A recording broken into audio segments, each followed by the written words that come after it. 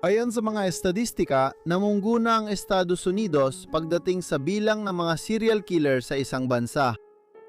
Siyempre, aktibo ang ganitong mga kriminal sa buong mundo. Magandang balita, bumababa na ang bilang nila mula pa noong dekada 80. Mas kaunti na ngayon ang serial killer kumpara 4 na dekada ang nakalipas. Pero hindi ibig sabihin na wala na sila. Samahan mo kami sa video na ito habang sinusuri namin ang mga kaso ng 3 serial killer na kamakailan lang nakilala.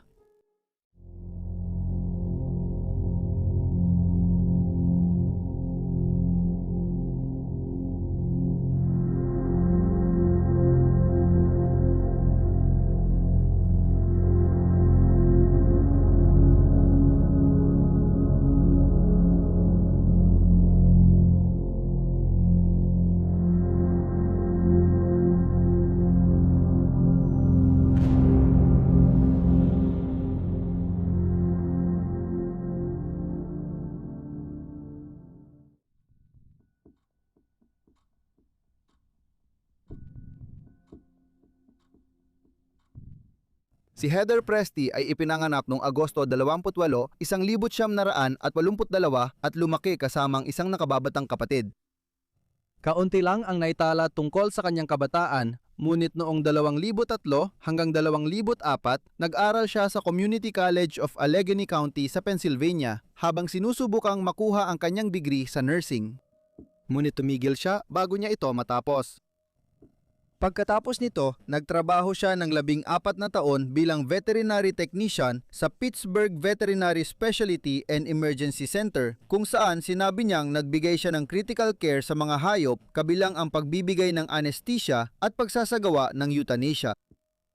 Sa pagitan ng 2016 at 2018, bumalik si Presty sa universidad kung saan nakuha niya ang kanyang degree sa pag-aalaga ng pasyente. Sa mga sumunod na taon, nagtrabaho siya sa 12 pasilidad ng pag-aalaga at inalagaan ang matatanda at mahihina. Ayon sa mga ulat, agad na pagdudahan ng asal ni Presty matapos siyang magsimulang nurse. Sa pagitan ng Oktubre 2018 at Abril 2019, nagtrabaho siya sa Encompass Health Rehabilitation ng Harmarville kung saan siya ay pinagsabihan dahil sa pagbibigay ng insulin ng walang utos ng doktor. Nakipagpulong siya sa mga nakakataas at nagpatupad ng plano para itama ang kanyang aksyon. Sinabi ng isang supervisor sa mga investigador na naniniwala siyang sinasaktan ni Presty ang mga residente at gumawa siya ng hakbang sa organisasyon, pero hindi malinaw ang naging resulta nito. Mula Abril hanggang Setyembre ng 2019, nagtrabaho si Presty sa Allegheny Valley Hospital at pagkatapos ay nagtrabaho siya sa Platinum Ridge Center for Rehabilitation sa Brackenridge.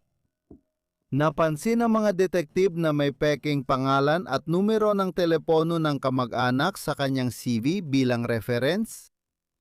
Nagtrabaho si Presty sa Concordia at Rebecca Residences sa West Deer kung saan naiugnay siya sa pagkamatay ng isang pasyente. Ngunit ang panahon niya sa Bella Health na nagsimula noong Abril ng 2021 ang nagdulot ng pinakamaraming hinala. Nang mamatay ang ika-4 na pasyente sa pagbabantay ni Presty, nilapitan ng mga katrabaho niya ang kanilang mga nakatataas. Panandaliang nasuspinde si Presty, ngunit ang sumunod na internal na investigasyon ay nagtapos na walang natukoy na ebidensya. Noong Mayo 2023, kinasuhan si Presty ng pagpatay sa 2 pasyente at pananakit sa isa pa. Kinumpirma ng Attorney General na kinasuhan ang 40 taong gulang ng 2 bilang ng homicide, 1 tangkang pagpatay, 1 aggravated assault, 3 bilang ng pagpapabaya sa isang taong umaasa sa pangangalaga at 3 reckless endangerment. Ang 2 biktima ng pagpatay ay sina James Barto, 55 taong gulang, at Joseph Campbell, 83 taong gulang na parehong namatay noong Disyembre ng 2022. Napansin ng mga investigador si Presty na magreklamo ang isang nag-aalalang kamag-anak sa Bureau of Narcotics Investigation and Drug Control na nagsabing sangkot si Presty sa maling pagbibigay ng insulin habang nagtatrabaho sa Quality Life Service. Agad na natuklasan na may pattern si Presty ng pagiging iniimbestigahan dahil sa mga katulad na insidente at mapanakit na pag-uugali sa mga pasyente at/o staff na naging dahilan ng kanyang pagbibitiw o pagkakatanggal sa mga nauna niyang trabaho. Napatunayan din ng dalawang lalaking namatay ay nasa pangangalaga niya noong oras ng kanilang pagkamatay at parehong napatunayang sanhi ng labis na dosis ng insulin ang kanilang pagkasawi. Noong Nobyembre, nadagdagan ng mga kaso laban kay Presti matapos niyang amining tinangkang patayin ang 19 na katao sa iba't ibang health center na kanyang pinagtatrabahuhan. Kasama sa kanyang mga inamin ang pahayag ni Presti na ang isang biktima ay tumingin sa kanya na parang isang hayop habang ang isa pa ay wala ng kalidad ng buhay. Sinabi rin niya na may ilang kinaawaan siya. Ang isa pa ay kailangang mamatay. 17 tao ang kumpirmadong namatay sa kanyang pangangalaga. Kasama sa mga bagong kaso kay Presti ang 17 bilang ng tangkang pagpatay 2 bilang ng first-degree murder at 19 na bilang ng pagpapabaya sa taong umaasa sa kanya. Sabi ng mga taga-usig, siya ay kinasuhan lang ng first-degree murder sa mga kasong may pisikal na ebidensya. Sabi ng mga investigador, madalas siyang magbigay ng insulin tuwing night shift kung kailang konti ang staff. Kapag nabuhay ang biktima matapos ang unang dosis, tinatangkang siyang patayin bago ma-hospital gamit ang pangalawang dosis o air embolism. Ang kanyang mga biktima ay may edad mula 43 hanggang 104. Umamin si Presti sa 3 bilang ng first-degree murder upang maiwasan ang death penalty.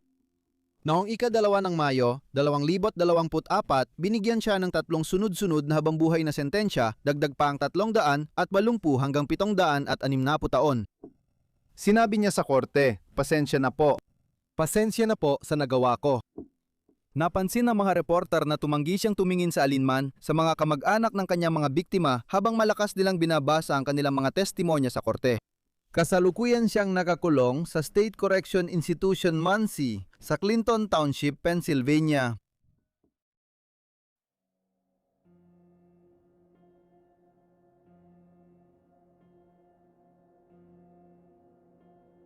Si Nikolai Gayev ay ipinanganak noong Mayo 1, 1974 sa Kurgan, Russia. Kahit kaunti lang ang dokumentadong detalye sa kanyang kabataan, ayon sa mga ulat, nagsimula siyang gumawa ng krimen noong unang bahagi ng dekada 2000, madalas sumasali sa pangho-hold up at pagnanakaw sa mga bahay. Ang mga krimeng ganito ay nagiging marahas, tulad ng pagnanakaw noong 2003 lami kung saan siya ay kinasuhan at nahatulan ng pananakit. Noong 2006, nakakulong pa rin siya dahil sa hatol na yon, pati na rin sa isa pang kaso ng pagnanakaw.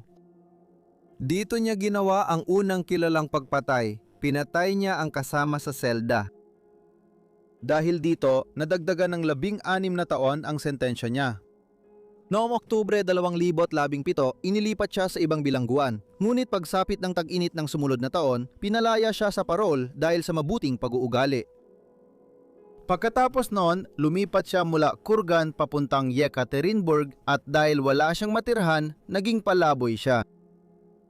Ang unang pagpatay ni Gayev sa labas ng bilangguan ay nangyari noong Agosto 17, 2018 nang bisitahin niya ang isang matandang babaeng na kilala niya nung nakaraang araw. Dumating siya sa tirahan ng babae ng gabi, bandang 10:40 ng gabi. Pagpasok niya sa tirahan, agad niyang inatake ang babae at pinatumba ito sa sahig. Hinawakan niya ito sa leeg, sinakal at hinampas ng hindi bababa sa 11 beses sa ulo. Nagnakaw si Gayev ng 13,000 rubles mula sa bahay ng babae bago tumakas. Sa mga sumunod na linggo, lumipat siya sa Chelyabinsk upang makaiwas sa pulisya at nagsagawa ng maraming pagnanakaw, kadalasan sa gabi at laban sa mga nagtitinda ng pagkain. Metal na adjustable wrench ang paboritong gamit ni Gayev na pinangahampas niya sa mga natitinda bago buksan ang kaha at nakawin ng pera. Sinabi niya sa mga investigador na mas gusto niya ang wrench dahil kung mahuli siya, pwede niyang sabihing construction worker siya at bahagi lang ito ng mga gamit niya sa trabaho. Unang nabiktima ng atake ay isang babaeng nagtitinda ng prutas sa Kirov Street. Hinila niya ang kanyang apron na may lamang 14,000 rubles bago siya tumakas. Kahit may mga nakakita kay Gayev na tumatakbo palayo, tinakot niya sila gamit ang martilyo kaya nagsitakbuhan sila. Noong Setyembre, 8 inatake niya ang empleyada sa tindahan ng prutas at gulay at hinampas ito ng 5 beses ng wrench hanggang bumagsak sa sahig. Matapos nun, nagnakaw siya ng pagkain at gamit bago umalis. Makalipas ang ilang araw, umatake ulit siya. Target na yon ay isang babaeng nagtatrabaho sa kiosk ng sigarilyo. Nagkaroon siya ng matinding pinsala matapos ang pag-atake, kabilang na ang bali sa kanyang braso at bali sa base ng kanyang bungo. Matapos ang pag-atake, lalo pang hinanap ng mga investigador ang salarin at tumakas si Gayev papuntang Kamensky-Rovsky. Noong Setyembre 11, 2018, naging kaibigan ni Gayev ang isang 36 na taong gulang na lalaki sa labas ng tindahan. Tinanggap niya agad ang inumin mula sa lalaki at bumili sila ng vodka bago bumalik sa apartment nito. Matagal silang nag-inuman pero nagpasya si Gayev na nakawan ang lalaki na nakatira kasama ang asawa niya at ang 10 taong gulang niyang stepdaughter kahit nagtatrabaho ng night shift ang kanyang asawa. Sa isang pagkakataon ay pinikiusapan siyang umalis at doon pinili ni Agay Gayev na umatake. Hinampas niya ang lalaki ng wrench sa ulo nang hindi bababa sa 3 beses. Inakalang patay na ito at saka inabuso ng sexual ang stepdaughter ng lalaki. May mga kapitbahay na nakarinig ng kakaibang ingay sa apartment pero hindi iniulat sa pulis.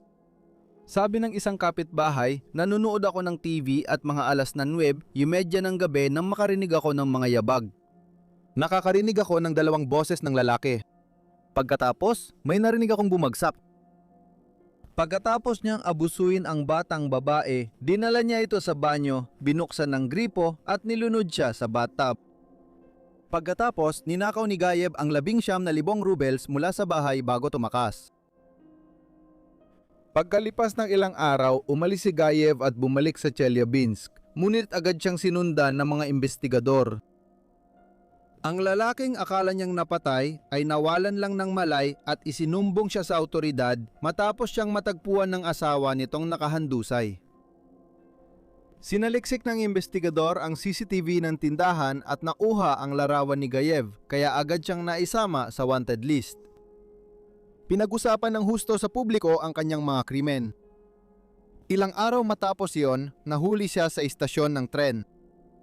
Habang nasa kustodya, inamin niya ang lahat ng kanyang mga krimen, kabilang na ang isa pang pagpatay na ginawa niya matapos siyang makalaya mula sa kulungan.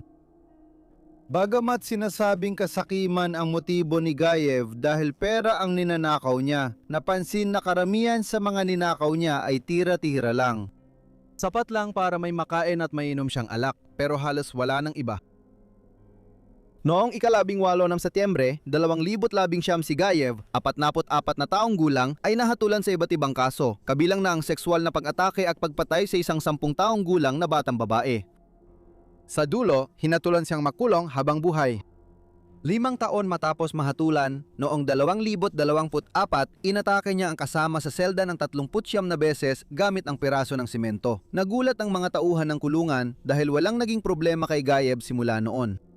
Agad na dinala sa ospital ang kasama niya sa selda, ngunit namatay ito dahil sa mga tinamong sugat. Ayon kay Gayev, pinatay niya ang kasama sa selda dahil hindi niya ito gusto. Noong Disyembre 12, hinatulan siya ng isa pang habambuhay na pagkakakulong sa kasong pagpatay.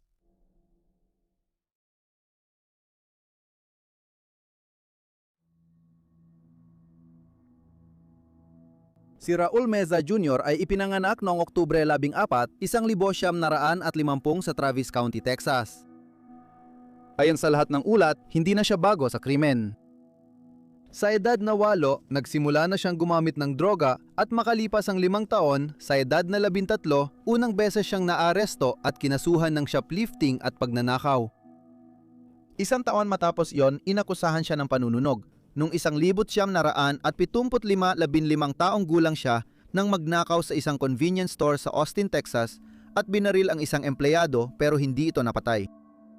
Na-sentence siya ng 20 taon pero napaaga ang kanyang paglaya noong Pebrero 1981.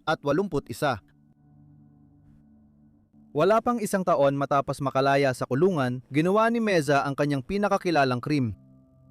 Noong ika-3 ng Enero, 1982, nawala ang 8 taong gulang na si Kendra Page. Huling nakita siyang nagbibisikleta sa paligid ng Langford Elementary School sa Austin. Makalipas ang ilang oras, nakita ang kanyang katawan sa basurahan sa likod ng paaralan. Hubad siya at puno ng sugat at kalaunan ay natukoy ng mga investigador na siya ay ginahasa at sinakal hanggang mamatay. 3 araw matapos madiskubre ang krimen, sumuko si Mesa sa pulis at inamin ang ginawa. Upang makaiwas sa death penalty, siya at ang abogado niya ay nag-plea deal. Aamin siya at tatanggap ng 30 taon na kulong. Kahit malupit at marahas ang kanyang krimen, hindi natapos ni Meza ang 30 taong sentensya. Sa halip, pinalaya siya matapos lamang ang mahigit 1 dekada noong 1973 dahil sa magandang asal. Nag-alit ang mga lokal sa kanyang paglaya at tinanong siya ng media. Sa press conference, sinabi ni Mesa, "Sa puso ko, alam kong hindi ko na muling sasadyain na manakit ng kahit sino." Bagamat idineklara niyang siya ay isang born-again Christian at natapos na niya ang kanyang sentensya at nabayaran na ang kanyang utang sa lipunan, hindi siya pinaniwalaan ng mga lokal at kalaunan ay napilitan siyang umalis sa komunidad. Kalaunan, pinalayas din siya sa 5 pang lungsod. Matapos ang 1 taon, ibinalik siya sa kulungan dahil nilabag niya ang curfew ng hating gabi. Nanatili siya sa kulungan hanggang 2002. Ilang taon matapos makalaya noong 2002, tila namuhay ng ordinaryo si Mesa. Gayunpaman, noong 2023, umamin siya sa ilang mga hindi nalulutas na pagpatay. Noong 9 ng Mayo, 2019 natagpuang patay sa kanyang bahay ang isang 65 taong gulang na babae na nagngangalang Gloria Lofton ng isa sa kanyang mga anak. Natagpuan ng mga investigador ang dugo sa pasilyo, unan at narecover ang ginamit na kondom sa kusina. Habang kumukuha ng swab kay Gloria, ang hindi tiyak na autopsy result ay nagtulak sa mga investigador na ito ring itong insidente dahil sa alak kaya hindi agad nasuri ang swab. Tinukoy ng medical examiner na hindi matukoy ang sanhi at paraan ng kanyang pagkamatay kahit may ebidensyang posibleng nasakal siya. Ilang taon nang hindi nalulutas ang kaso. Noong 2021, lumipat si Mesa sa bahay ni Jesse Franger, isang 80 anyos na retiradong probation officer ng Travis County na naging kaibigan niya matapos makalaya noong 1973. Ayon sa ulat, dahil sa relihiyon, inanyayahan ng pamilya Franger si Mesa at nagbigay ng tulong. Makalipas ang ilang sandali, nagsimula siyang dumalo sa mga pag-aaral ng Biblia kasama nila at tinulungan siya hindi lang magkaroon ng matitirhan kundi pati na rin ng trabaho matapos siyang makalaya sa kulungan. Makalipas ang ilang taon mula nang lumipat si Mesa kay Jesse, namatay naman ang asawa at anak ng matanda dahil sa COVID-19 sa loob ng maikling panahon. Pumayag siyang lumipat mula sa bahay at itinakda ang araw ng paglipat sa Mayo 12, 2023. Noong Mayo 28 araw matapos, dumating ang mga awtoridad sa bahay ni Jesse matapos makatanggap ng kahilingan na tingnan ang kalagayan niya mula sa kanyang pamangkin. Natagpuan ang bangkay ng matandang lalaki sa kloset ng banyo, may maraming dugo sa bahay at isang duguang kutsilyo sa kusina. Nalaman ng mga investigador na may ring doorbell si Jesse at nakita sa footage na sumakay si Mesa sa truck niya noong Mayo 13, isang araw matapos siyang dapat lumipat. Narecover ang truck noong Mayo 22 sa 12,000 block ng Interstate 35 sa Austin. May pares ng dugo ang bota sa loob ng sasakyan. Iniwan ni Mesa ang sarili niyang kotse sa driveway ni Jesse. Naglalaman ito ng duct tape, guantes, martilyo at palakol. Noong Mayo 26, wala pang 1 linggo matapos matagpuan si Jesse, tumawag si Mesa sa pulisya ng Austin para makausap ang homicide detective. Sa tawag na ito, inamin niyam siya ang responsabal sa pagkamatay ni na Jesse Franger at Gloria Lofton 4 na taon nang nakakaraan. Gayunpaman, hindi pa rin malinaw ang eksaktong motibo sa likod ng mga pagpatay. Ipinahayag ni Mesa na may romantikong relasyon sila ni Jesse at dahil sa frustration at galit niya, napatay niya ang matandang lalaki. Walang ebidensyang sumusuporta na nagkaroon ng relasyon ang dalawa. Tungkol kay Gloria, sinabi niyang ipinangako sa kanya ang 25% ng mamanahin ng pamangkin ni Gloria pero ayon sa anak niya, wala namang pamangkin si Gloria. Noong 2020, nadiskubre ng pulisya na tumutugma ang DNA ni Mesa sa DNA na nakuha sa katawan ni Gloria. ngunit hindi nila ito inaksyonan kaya nagalit ng husto ang mga anak niya. Inamin din ni Meza sa tawag na siyang pumatay sa 2 tao sa San Antonio ngunit hindi pa siya nahahatulan hanggang ngayon. Ang detektib na nakausap niya sa telponyo, si Patrick Reed, ay nagsabi nagbibigay siya ng mga petsa at lokasyon kaya sinusubukan naming kumpirmahin ang mga petsa, lokasyon at pangalan na binabanggit niya at subukang paliitin ang timeline. 14 na minuto ang tagal ng tawag. 3 araw pagkatapos, inaresto si Meza sa Ilagang Austin. Napansin ng mga autoridad na may dala siyang bag na naglalaman ng duct tape, zip ties, bala at handgun. Naniniwala silang may balak pa siyang pumatay at kinumpirma ito ni Meza nang sabihing handa siyang pumatay muli. Noong Setyembre 2024, inamin ni Meza ang kasalanan sa parehong kasong isinampa sa kanya. Ang pagpatay kay Jesse Frager at capital murder na may layuning manghalay kay Gloria Lofton. Sinabi niya, inaamin ko ang kasalanan dahil nagkasala ako. Nang tanungin kung nagsisisi siya sa krimen, sagot niya, sa tingin ko, huli na ang lahat. Ano ang silbi kung hindi naman ito tatanggapin ng tao? Isinuko niya ang karapatang umapela at binigyan ng habambuhay na kulong na walang parol. Pinaniniwalaan ng mga investigador na posibleng may kinalaman siya sa hanggang 10 kaso ng pagpatay at ilang sexual assault matapos ang 2016 pagkatapos ng kanyang supervised release. Noong Oktubre 2024, sinabi ng mga autoridad na ipinadala nila ang ilang ebidensya mula sa 4 na kaso para sa pagsusuri upang matukoy kung sangkot si Meza.